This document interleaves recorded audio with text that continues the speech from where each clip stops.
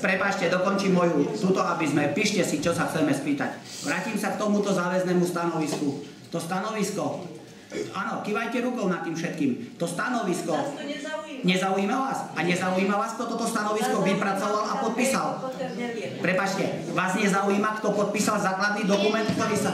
No tak potom tu nemáme čo robiť. som povedal, že ten nie je platný. Pán Slavkovský, dobre, že ste to povedal, lebo k tomu slovo demagogia si odpustím. Viete, prečo som povedal? Odpustím si, aby ste ma dal monitorovať mestskou políciou, aby ste o mne vyslovoval, že som zmanipuloval územný plán. Preto som povedal, že povznesiem sa na to teraz.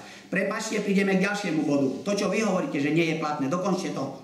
Dokončte to. Ja sa chcem opýtať ešte pánu... Nie, dokončte to, že nie je platné to vaše záväzné stanovisko. Nemám k tomu čo viac povedať. No ja mám, preto hovorím, že... Z 8.2.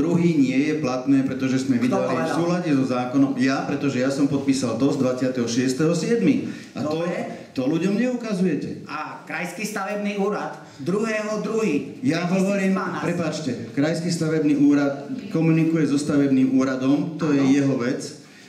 Naše stanovisko mesta je stanovisko mesta. To nie je stanovisko stavebného úradu. Stavebný úrad a mesto nie je to isté.